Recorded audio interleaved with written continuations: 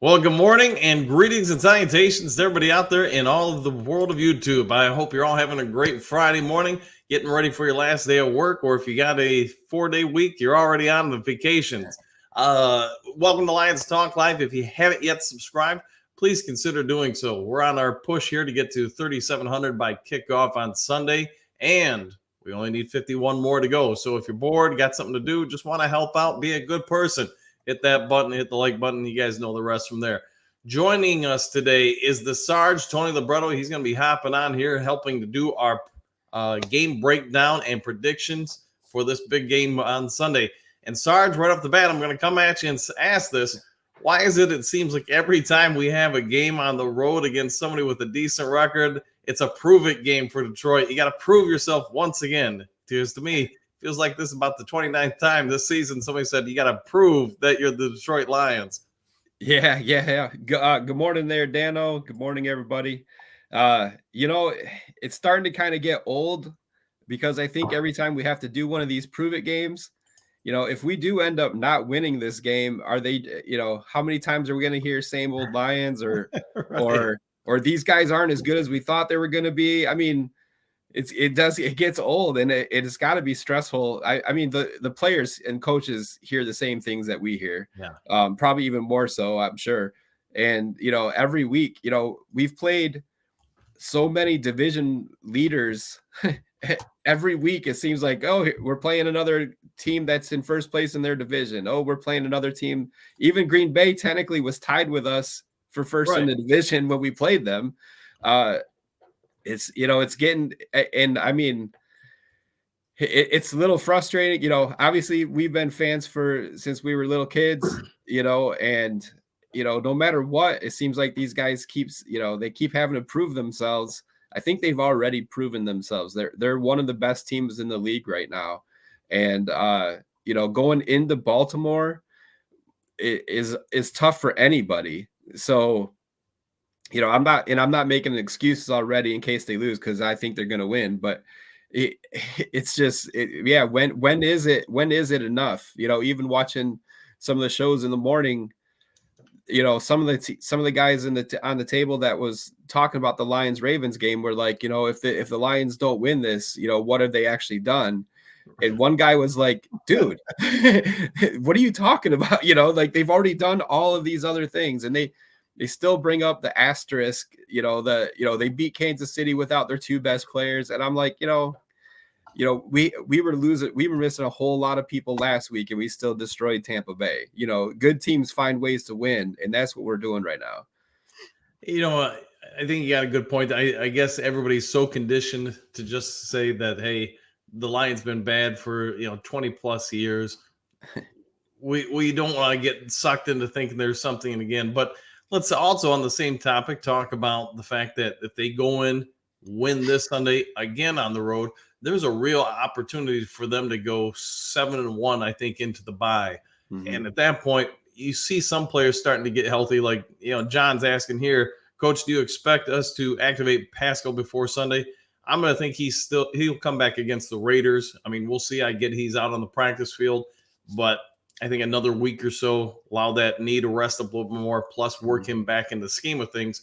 That could be altered, John, I think, if another player is a little banged up and injured. But, either way, I think Detroit's got a real good opportunity to win Sunday, win against the Raiders, get healthy in the bye. And from that point, Sarge, you look at that schedule, there are some games we can for sure lose, but it sets up pretty nicely for the Lions going down the stretch.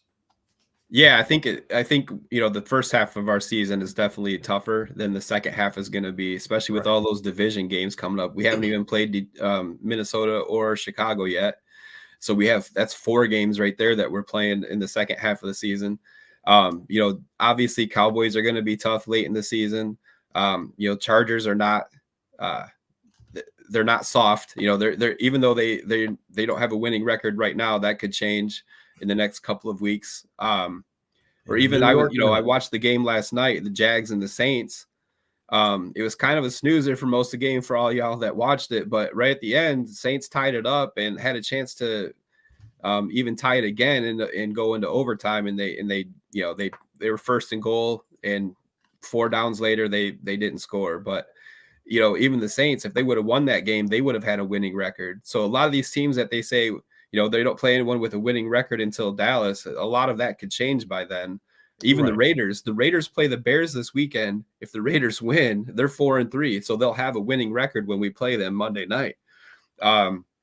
So I definitely think it's nice to look at the schedule and say, oh, we don't have anybody in the second half, but a lot of that stuff could change. Even Minnesota could, figure out how to start winning games. They're 2-4 right now, but they did win 14 games last year. So, I don't think the team itself is going to look past those teams, but as fans, we kind of tend to do that and be like, oh, we should win all these games. I'm with you in that. I think, excuse me, that the Lions have an opportunity to not only prove themselves, but also just prove to the nation. There's always going to be doubters. I get it. We're the Detroit Lions until we win the Super Bowl 10 times in a row or something. There are going to be people who take shots at us. All right, let's get to the comment section a little bit here. Bergs, good morning to you. This isn't the same old Lions anymore. This is a new regime. That's right. Go Lions. 100% Bergs. I mean, you and I have talked about it in this chat. Sarge, what do you think ultimately the Lions have to do to get rid of that SOL moniker? I win a playoff game, I guess, for the real the people that want to say every week same old Lions. I think a lot of people that still say same old Lions that are Lions fans just want to say it. They it's so ingrained in their souls that they have to say it all the time. But I think the only way, no matter what the Lions record is this year, obviously as long as they make it to the playoffs, winning a playoff game should erase any same old Lions talk in my head. Like I said, I've never really been a fan of saying same old Lions.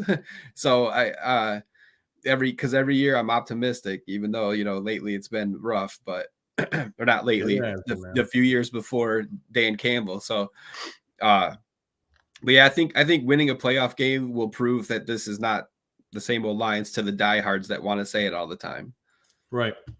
All right, let's stay in the comment section here. We got the mile marker. I can see Goff actually breaking the game open 20+. Mm-hmm. Yeah, and one of the questions I was going to have to everybody in the comments section today is, who do you think is going to be the biggest impact player for Detroit this particular game? Do you think it's going to be Gibbs, St. Brown, Laporta, at least on offense, I should say, or J-Mo? I'm going to go with St. Brown right now, but I could see a real opportunity. Not that I don't think Laporta will have a good game, but Sarge, I can see an opportunity because of the way Baltimore plays the way they're going to try to rely on that front four to get the pressure, or Jameson Williams will have an opportunity to get a couple deep shots here and there.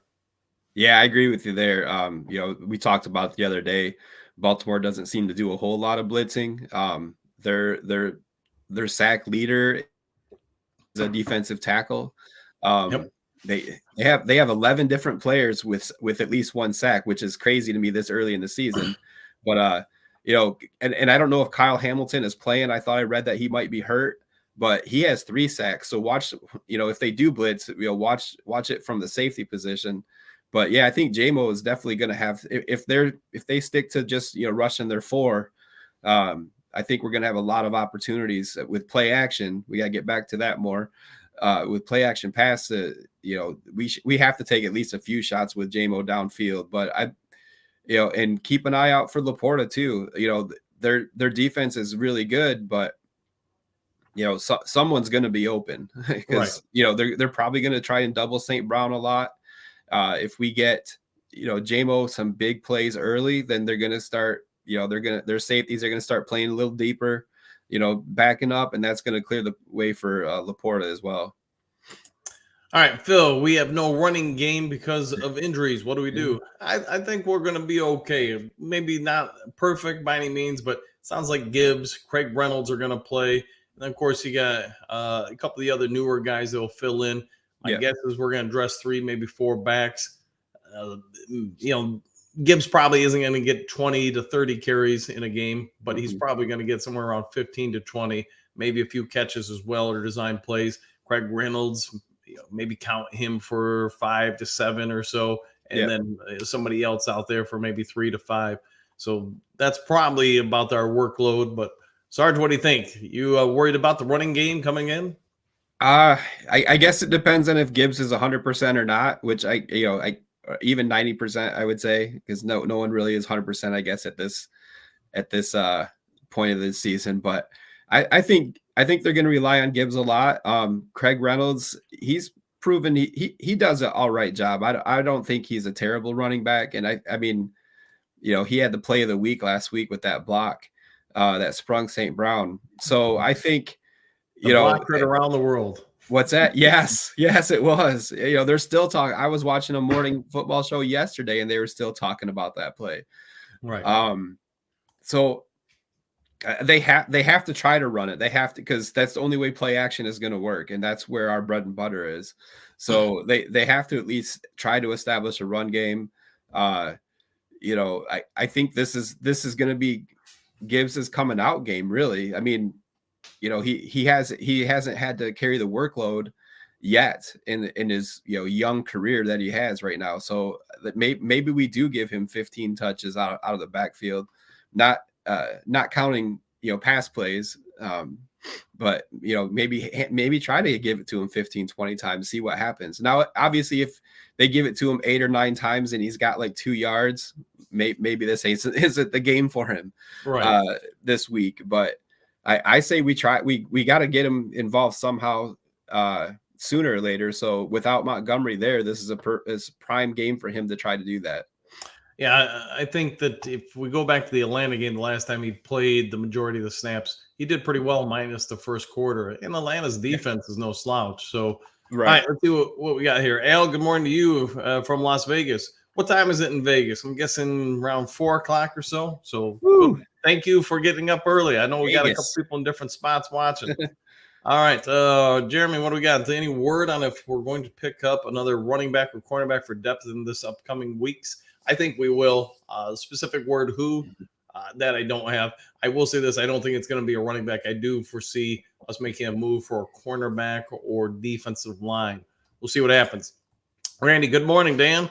We have the most weapons. We have the most weapons the Ravens have seen this year. Plus, we are the only team with a good QB that can handle pressure from blitz packages. Go Lions. And Randy, I think you're right. I think this is going to be a real test. I get a lot of us try to pay attention to, hey, so-and-so's ranked, whatever on D and offense or whatever. But let's also be fair. A lot of those numbers come down to who you've played. Nothing against Baltimore. I think they got a phenomenal D. But you look at some of those offenses, and I would agree with you, Randy. They're going to see an offense that they haven't seen the caliber of, at least so far this year. Doesn't mean they can't play at a high level against us, but I'm going to be interested to see what they do against us, especially a team like Baltimore doesn't rely on the blitz like Tampa Bay. You could see Sarge by the middle of the second quarter against Tampa Bay, we started getting comfortable against their blitzes. They stopped blitzing, and that Tampa Bay defense looked a whole lot different.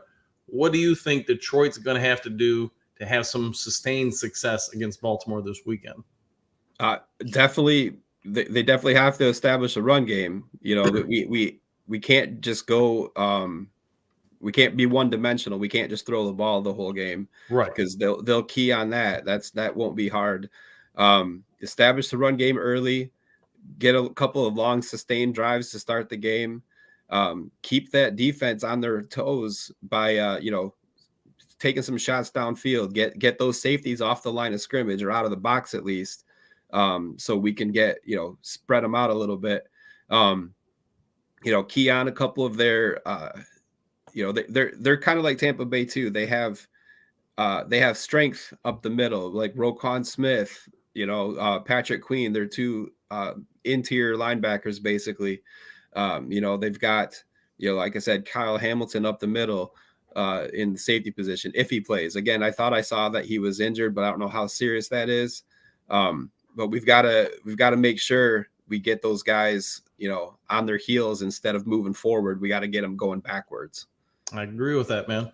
All right, comments. What do we got? Robert, Montgomery is the key to the offense to help control the clock and tempo. Yeah, I think we all know he'll be out this week, but I agree with you. Gibbs or the group of running backs that we're going to put on the field, they're all going to have to do their part. Even if they can just get 3.5 yards of carry on first down, second down, yeah, forcing more second and third and shorts, I think we got a chance. All right, Barry. Good morning, guys. Good morning to you, Barry. Morning, Barry. Do you see them coming out 5 wide if they're going to game stall Sunday? They did that a lot more than I thought they would against Tampa Bay. And to be fair, it was very effective. It even got me thinking about last year when we finished the season at Green Bay. Think about that key fourth down when they didn't try to run the ball. They said, Goff, spread them out. We'll let you pick someone. Goff, to his credit, has done a very good job with a lot of things this year. But when he spreads out the field, he's getting to the point where he's a veteran quarterback. He knows where the good matchups are. And Sarge, this guy seems to, he can't miss right now. Right. Yeah. He, I think I've come to think that he's very intelligent. Like I think the game right now for him, obviously he's 8 years in to his career, 7, 8 years, 9 years. I think the game is really slow for him because it seems like he's really, when he's on, like I know he's overthrown a few guys over the last few games, but every quarterback's going to do that. He's not consistently doing it. And it just seems like he knows where his receivers are going to be. There's a couple, we were watching the game together last week and there was a couple plays where all I saw were creamsicle jerseys, but our receiver was in there and he caught the ball. And I was like, I didn't even see him. So I think he's very intelligent with the ball. The game seems to be slow for him. And it looks like he's just picking apart defenses. Like he's always finding the open guy. I know a lot of times it's St. Brown, but it doesn't matter who it is. He's not just throwing to one person, because I think he completed a pass to 10 different players last week. And it just seems like he's so comfortable, and he has a demeanor about him that just says, I'm going to take care of this. Just let me do it, coach, Yeah, and Jeremy's bringing up a point here that if we beat Baltimore and Vegas on Monday Night Football going to the bye week, there's real opportunity for this team to get the first round bye. I mean, at some point, we're going to lose another game. As much as all Lions fans probably don't want to face that reality, it's going to happen at some point. We're going to drop a second. But, man, looking at the 49ers, Philadelphia, Dallas's schedules, I mean, we've played some pretty tough games at the start of this year. Win or lose this game Sunday, we were going to have an opportunity to be in that mix for the number 1 seed. You look at how things are shaping up for the rest of the contenders and us. Sarge, how realistic of an opportunity is this for us to get number 1 overall? I think it's good. I think it's great that we're talking about getting the first seed. I'm pretty sure the 49ers and Eagles are going to play each other at some point. I'm not sure if that's true or not, but I'm pretty sure that they do. And I can't remember the schedule now off the top of my head. And obviously the Eagles and Cowboys are going to play again. And so there's opportunities that, and maybe Brock Purdy is actually human, right? Like a lot of people are talking about him being a robot, but last week shows that he can have, he has some cracks in his armor. So maybe, but 49ers are so stacked, I can't imagine them losing too many more games. So I think if we can, if we can get by with 3 losses, we could probably get the number 1 seed. If we end up with 4 or more losses, we're probably not going to get the number 1 seed. But, there's a lot of fringe teams out there right now that are looking good. Like 49ers, the Rams, the Rams are actually looking pretty good right now. Stafford is lighting it up again like he used to. The Seattle Seahawks are still tough. So that division that 49ers are in, I don't think they can get through it scot-free. The Cowboys, like I said, they have to play the Eagles again. That could be a tough game for them. So, I mean, a 2 seed is probably more realistic for us. I hate to say it, but I don't know if we'll get the number 1 seed. I want it. Debbie Downer. Yeah. Someone's got to be. No, I'm just kidding. All right, Jay, Mommy, what do you got here? Hutchinson should be better this game. He was a bit hobbled by that hit. Yeah, when he got the pick Yeah, I agree. He should be a little bit more healthy and a little bit more explosive. But Yeah. we also talked about this week. The last few times the Lions have faced mobile quarterbacks, Aaron Glenn has done a very good job. It does take away from our quickness with our pass rush, but containing mobile quarterbacks, and I've gone over it at nauseam, so I won't do a ton, but just look for the horseshoe around the quarterback. We want to see the two defensive ends or interior linemen crash down on the center. That allows the ends to spin out and then in and create a horseshoe, meaning really Lamar's only escape path is to go out of the pocket or the horseshoe and then out wider. And that's just a little bit easier and a more delayed process for a mobile quarterback. Also with Lamar, though, he hasn't ran as much this year. It does seem like they're trying to develop him more and more with this new offense into just being a drop back quarterback who can get out and run if need be. When the past, I get they were a run first, run second, run third offense. And the only problem is they consistently ran into issues later in the season as teams got wiser to it, a little more adapt to it. And then the playoffs, teams usually shut it down pretty well. Sarge, what do you expect out of Lamar Jackson this weekend? You know, he's not running as much, but he does lead the team in rushing yards. I was looking that up earlier. But that's not to say it's because he's running a lot. It's just that the running backs aren't really performing like they have in the past. Right. So I don't expect him to I don't expect a lot of running plays designed for him to run, but you know, just like every time we play him, it seems like he's probably gonna, you know, there's probably going to be a 3rd down and 15 that he runs for a 1st down on us. You know, it just seems like it's inevitable that happens a lot. But as long as we contain him and keep those types of plays at a minimum, you know, he's going to have to throw the ball. And their receivers, you know, that Zay Flowers, the rookie, he's doing a pretty good job. I think Odell Beckham Jr. only has like 100-something yards on the season, and he's played every game except one, I think. Other than those two guys, and obviously they've got Andrews at tight end, who's still at an elite level. They really don't have anybody else. That Rashad Bateman only has like 80-something yards on the year. I mean, other than Zay Flowers and Andrews, they really don't have anybody else. So they're going to try to throw it because they, you know, their offense dictates that. But I think, you know, it all comes down to keeping him in the pocket. Like you said, you know, create that horseshoe, but we got to hope that he doesn't get outside. Right. That's where the damage is. And this is going to be a game that we're going to wish we had Houston because Houston was great at tracking down those mobile quarterbacks for us last year. Side note, he can come back at any point. Houston, that is. Yeah. It's just he hasn't been cleared yet by the medical staff, so he's got to be pretty close. My guess is after the bye, Houston's back, and you know I'll be happy about that. Phil, you got one? Let's see. We want to add a fullback or tight end to block for Gibbs. I think you'll probably see some of that in the last few weeks. While they haven't done a ton of plays with it, Phil, they have started using Brock a little bit in that role where he's the fullback, and sometimes they're motioning him out depending on what the defense is doing and how they're lined up. So watch that. I think we have an opportunity to see that a little bit more in the next couple of weeks, maybe Sunday. But he's a blocker. He's big, and he can play multiple roles, which I think we all get. This coaching staff really likes. All right, answer 14. Good morning to you, by the way. Ravens will be a stout test for us, but I think wear them out, take over the game late. I agree. And, you know, one of my thoughts on the game, I was hoping that we would do it a little bit sooner with the Bucs. If we can score and get up 14 points, put some pressure on their offense to have to keep up with us. The earlier in the game we can do that, I think it's better for Detroit.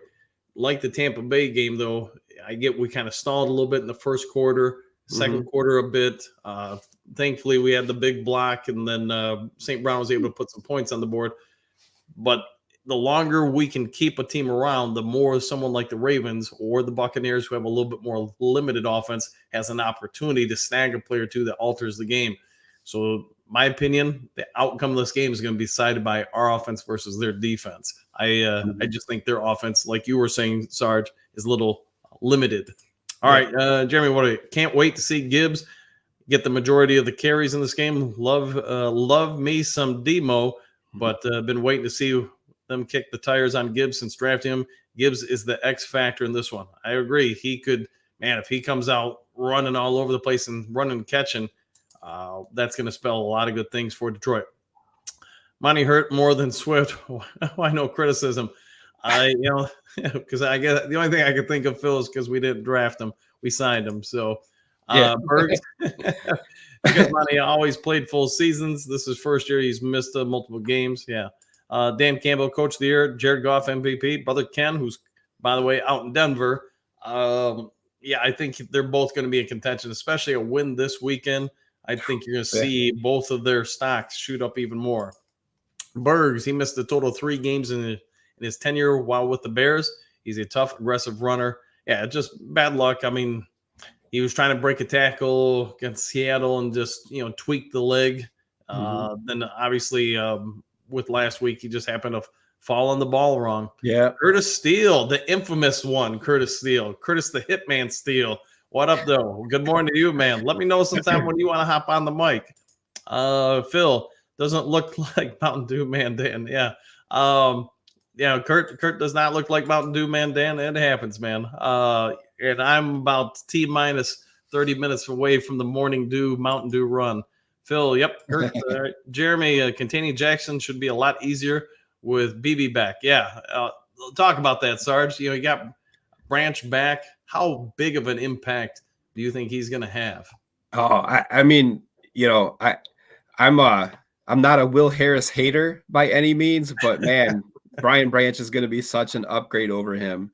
And you're right, Jeremy, he's going to be one of those guys that is going to be told, Lamar gets out of that pocket, you better be crashing down. And another guy that I think is going to have some impact because they've been using him a lot more in these types of packages is Jack Campbell. Yeah. He's been playing up on the line a little bit more the last couple of games, and he's going to have an opportunity to chase Lamar down too. I'm not saying he's got the speed to match Lamar, but it's all about angles anyway. So I think Brian Branch is going to be a huge factor in keeping Lamar, and I think Jack Campbell's going to have a role in that too. Yeah, I would agree with you. I think they're going to use a lot of different sets, because I did listen to Rich Gannon. I don't know if you guys remember who he is, but he used to be a very good quarterback in the NFL and a mobile one. So I was listening to him talk about this particular matchup, Detroit versus Baltimore, the value of a quarterback spy. And he said, while they're not highly effective, the one thing they do, if a quarterback becomes aware that somebody's spying, it's just always in your mind. Is this guy going to be in my passing lane here? I roll out, or they're going to be there. So whether or not you can outrun them almost becomes, in his opinion, not much of a factor. It's just a factor that you're constantly aware or thinking about the fact this person's in my passing lane. When I come out of the pocket, they're going to be there. You're looking for them versus reading your reads out in the field. So I thought that was a good point for him. We'll see if it has any kind of impact Sunday, but just a tidbit, I guess. All right, let's see. Big D, what do you got? I see Branch or Campbell being the quarterback spy. Could be. Curtis, Phil, Kurt Steele. Yeah, Phil. Yep. All right, Don Burr. The interior has to have push, collapse the pocket, and it will help us a ton this game. Yeah, because probably like everybody was aware against Tampa Bay, Baker Mayfield misses some of those deep throws in part because he has to do it just all with upper body strength because he could not, at least on a few of the throws, step forward and get leverage into his throws. Exactly. So, yeah. I think you're 100% right there. All right, Sarge, so let's start talking about the game and how you think it's going to play out. Give me a score prediction. What do you think was really going to be the key factors in this one? I think Detroit's going to at least put up 28 points. If it was a score, I'd probably go 28-23 because I think Baltimore is probably going to score a couple touchdowns, and they're going to, they have the best kicker in the league, so he's probably going to rack up a few field goals. I think it's going to come down to the fourth quarter. I think we're going to have a lead, and they're going to cut into it, and I think I'm going to say Brian Branch is going to pick off Lamar Jackson and end the game. Look at Sarge, man. He got the Roger Goodell's game notes for this one, the script. So I got the script. I'm gonna go with Detroit's gonna win 28-17. I just really think, hey, we didn't see much trickeration out of Ben Johnson, whatever you want to call it, trick plays Mhm. last weekend. I think they set up a lot of things for this particular game.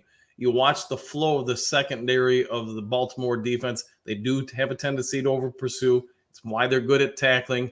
I know somebody, and I apologize, I don't remember, brought up who Baltimore got a majority of their sacks, turnovers against, and it was lesser quarterbacks, more inexperienced quarterbacks. You could Yeah. also say Detroit has had a very good time this year against inexperienced quarterbacks. My thing is, I'm leaning towards, hey, Detroit's going to get some scores early, and Mhm. Baltimore is going to struggle to keep up and produce. Because of that, you probably see a lot more clock chewing in the second half, grind it out, put pressure on them, rely on the best punter in all the world, Jack Fox, to put them out of short scoring drives into longer sustained ones.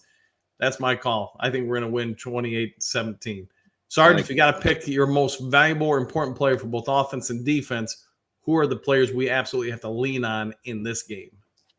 For offense, taking away the quarterback because he's really always the one. But I think Gibbs is going to be the key because we can't get one dimensional early. He's got to get out there and get some, even if they're just 5 or 6 yard carries, we got to be able to grind out the ball because we got to stay away from just having to go pass. I love seeing Goff throw the ball 40 times, but I also would rather him only throw it about 30, 35 times a game because our running game is established. On defense, man, it'd be nice to, see Hutch break out a little bit. I know he's full blown every week. Like last week, he looked a little hobbled still Yep. from that hit he took, but I'd like to see him get back into it. So I would say Hutchinson on defense. Okay. Phil, what do you got here? Ravens coaching staff much more experienced than ours. Will we be out coached as Seattle? And I would agree with you there, Phil, that the Seattle coaching staff, I think, pulled one over on us. Game of inches. But the one thing Seattle has, at least my thoughts, Sarge, the one thing that they have that really hurts us is they have some really sound receivers. You could even say borderline great. And the Metcalf is just a matchup nightmare for our particular DBs. I mean, 6'4" and whatever he is, 3,000 pounds of muscle. I mean, Yeah. he can get off presses so easily. Their tight ends aren't bad either. And then on top of it, they do have a fairly accurate quarterback while on the run. Not that Lamar isn't able to get out on the run. I just don't see him having the same weapons to work with as Seattle. Plus, I'm just not sure he's got Geno Smith's accuracy on the run. What do you think? Yeah, I agree with that. I've always liked Lamar Jackson when he's not playing against us, but I do see he's got a lot of accuracy problems that Geno Smith doesn't, which is weird to say. You wouldn't have said that a couple years ago, probably. Right. But he also, Seattle also had Kenneth Walker, and the Ravens don't have a running back like that at all right now. So Seattle had a lot more weapons, and the coaching was probably, they probably outcoached us that game for sure. Harbaugh has been around for a long time. He knows what he's doing. Their offensive coordinator, I believe, is new this year. New to them. I don't know if he's been offensive coordinator before or not. The defensive coordinator, I believe this is year 2 for him. He came from the University of Michigan as their defensive coordinator. So their defense is what it is. They've just always had a really good defense lately. So I think it just comes down to the players making the plays, not necessarily being out coached or making the coaching plays that happen. But I think it's up to the players to make this game theirs, not get it out of the coach's hands. What I'm trying to say. Right. All right, so we got the score predictions, guys, in the comments section. If you guys got yours, I know some of you've already thrown them out there. My MVP, under the radar MVP for this game is going to be Alex Anzalone. You could maybe even make an argument for Jack Campbell. I think one of them, if not both of them, are going to have surprising returns on the investment I get we're all going to say Brian Branch is going to have a big game. Cam Sutton's going to have a big game. We get that. They're easy picks. I'm going to say one of these guys are going to fly under the radar and do something unexpected and really help alter the course of the game. Sarge, if you got to pick somebody under the radar for the defense or offense, who are you picking? I'm going to go with Isaiah Buggs. I think that guy has really had a lot of good games. Every game he gets a little bit better. I would say I would love to see him, bat down a pass that turns into an interception or something. Right. Maybe get a sack even. But I think he's going to gobble up the middle of that offensive line and really make it hard for them to do anything up the middle. One thing I want to say real quick, Don's got it up here. Bold prediction: Dan Campbell chances John Harbaugh to an arm wrestling match. I'd say Steel K's Judd death match at halftime. Right on.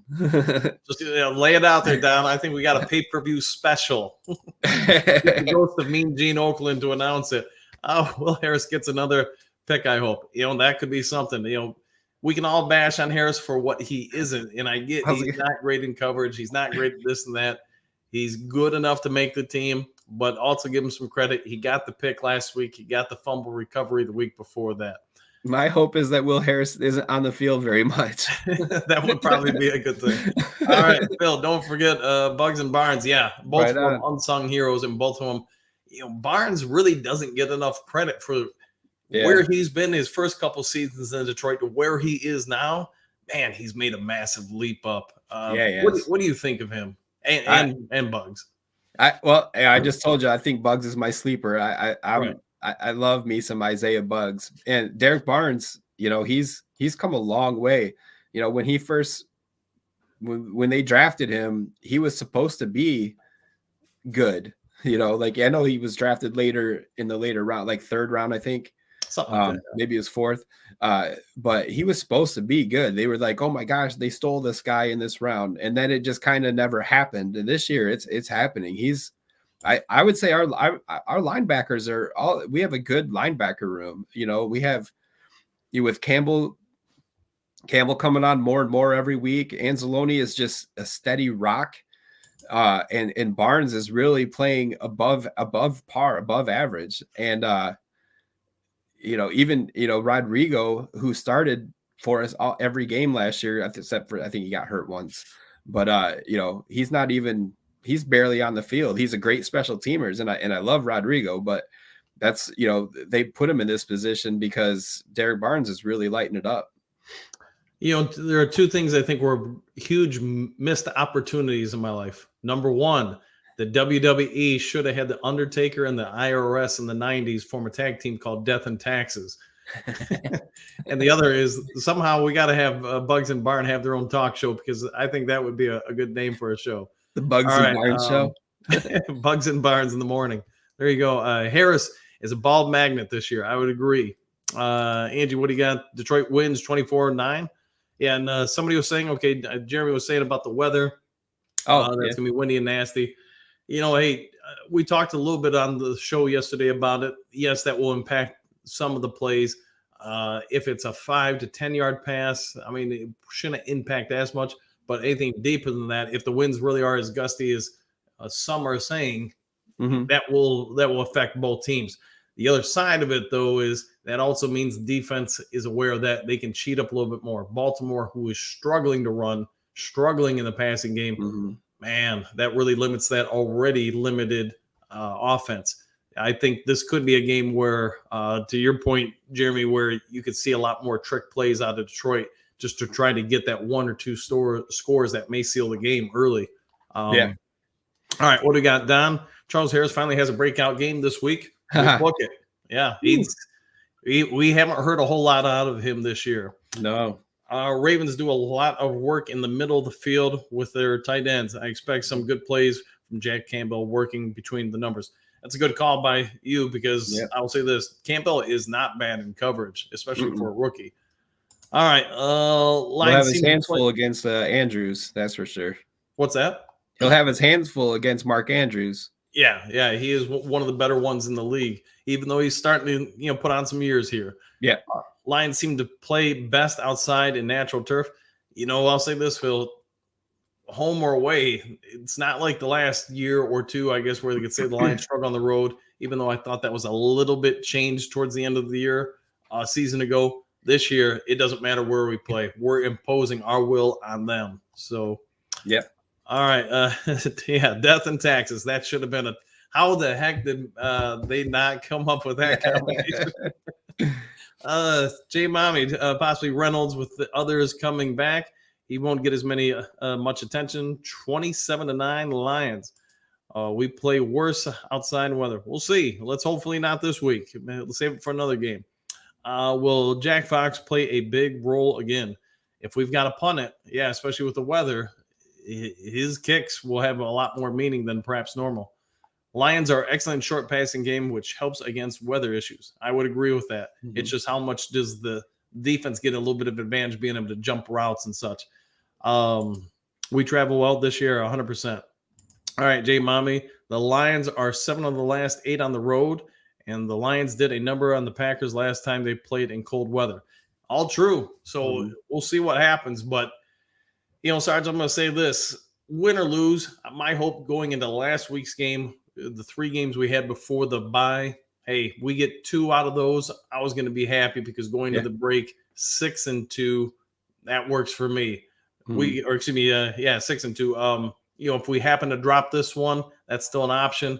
To me, the only real problem would come if we happen to lose against the Ravens and then somehow lay an egg against the Raiders. Do you think there's any chance we could lose both of these games going into the bye?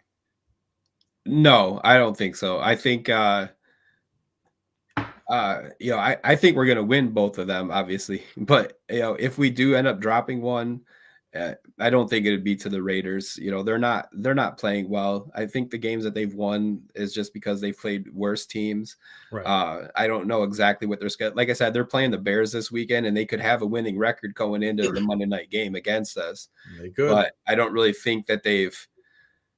They have Devontae Adams, but we used to play him all the time with worse defenses back then, obviously. Right. They've got Josh Jacobs, but after leading the NFL in rushing, I think he's barely a blip on the radar anymore this year for some reason. Maybe teams are keying on him because they know that they don't have any other weapons other than Adams running down there. But I don't think the Raiders, their defense, other than Max Crosby, who else do they have really? I don't think that's going to be, and it's home. It's Monday Night Football. That place, I'll be there, so they can't lose, right? Right. I think 6-2 would be great. I don't think it'll be 5-3. Well, we'll see what shakes out. But Mr. Nico, good morning to you too. Good morning, Coach. Good morning, Sarge. Brad Holmes, a draft king. Do you see him giving up a first and second round pick? For the first time in forever, I can say I trust a GM. Yeah, I think all Lions fans would universally agree that Brad Holmes has been great for the franchise. And he's not the only one, but obviously he's the one who has to make the final say on any player personnel moves, no matter what a coach wants or scouts recommend, whatever it may be. Do I think he's going to give up a first and second this year? The only way I would see it going down, and Sarge, you can throw your thoughts in here, if he's getting 2 different players and picks as well. So what I mean by that is he's going to get someone for a first, someone for a second, and then he's going to get like a 6th and 7th round pick. It's every time he makes a trade, for the most part, he seems to, even if he gives up picks, I want the same amount of picks back, even if they're later round ones. What are your thoughts? I think it'll be, he's so good at drafting that I don't know if he'd want to give up any draft picks, or at least a first or a second round pick. I guess it, again, it all depends on, if someone comes out and says, hey, we're ready to give up this guy, but we want a first round pick. It's going to have to be someone that's going to not be on an expiring contract. That's for sure.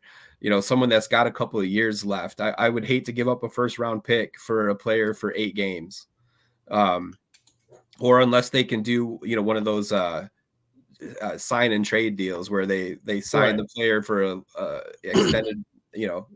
for a 4-year contract and then trade for him, something like that. But I don't know. I hate trading first round picks in the middle of the season. But it does happen every once in a while.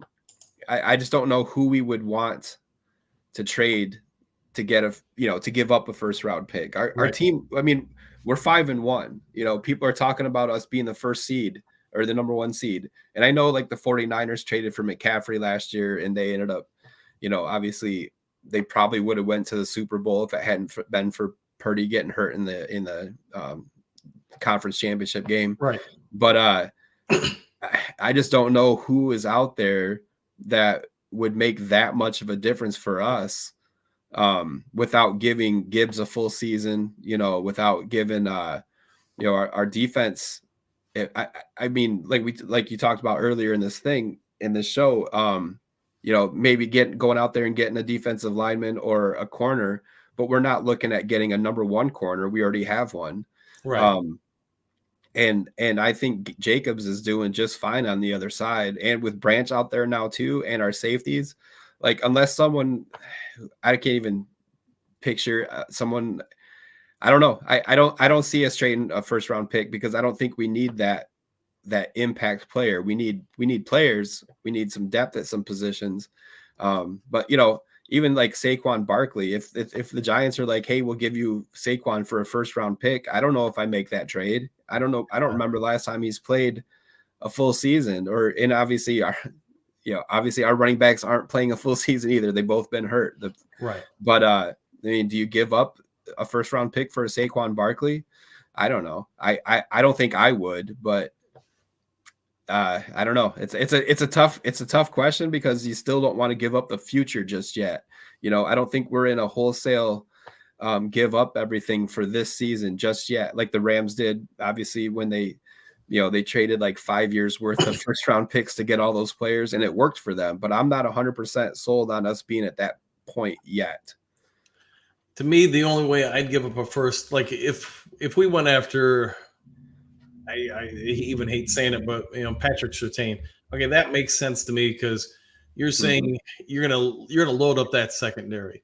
Plus, you're gonna get them for 2.5 seasons roughly on a rookie deal. So, what's the chances of you getting a Patrick Surtain in the late to 20s to somewhere in the 30s with that first round pick? Would I give more than that for him?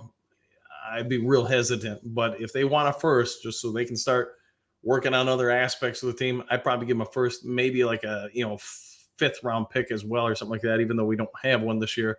But something pretty low would have to be the 2nd pick. Again, I'm going to look at it as I got a rookie contract on a guy. I know what he is. I'm not going to gamble in the draft and hope that somebody's going to be nearly his level late in the first round. The only other spot I would go after would be a legitimate second pass rusher to Aiden Hutchinson, somebody to put on that opposite side, because in the playoffs, man, that half-second difference, somebody legit versus Harris getting after the quarterback, that just opens up a lot of things for that D and puts a lot more pressure on that opposing quarterback, who you're going to get that's going to fit that bill. The only person I can really think of is off the top of my head would be like a Brian Burns, but he's a little bit older. He's about to get paid next year. Yeah. Would I be willing to get up a first? I wouldn't. It'd probably have to be like a 3rd or something like that, but we'll see what shakes out. All right, guys, it's closing in on 50 minutes, and I got to get over to the Circle K to get that morning dew before I start my work day. So, Sarge, you got any last thoughts on this game? No, I think we're good. I'm looking forward to. I want to see JMO have a big game. There's a lot of people out there that still call him a bust, and I'm talking about people on Lion fan pages, right? And I'll just say this, I feel like a lot of these Lions fan pages with people saying he's a bust and all that they just want to say it. So if he does turn out to be a bust, they can say, I told you so the whole time. I'm tired of hearing about us drafting Gibbs instead of Carter. It's never, we can't go back in time and do anything about it. Stop complaining about it. But I want JMO to have a really good game. And I think hopefully that silences a lot of people. So hopefully they target him a lot more this game. Hopefully they they connect on a couple of deep passes. And when I say deep, it doesn't have to be 50 yards downfield. I'm talking 20 yards, 15 yards.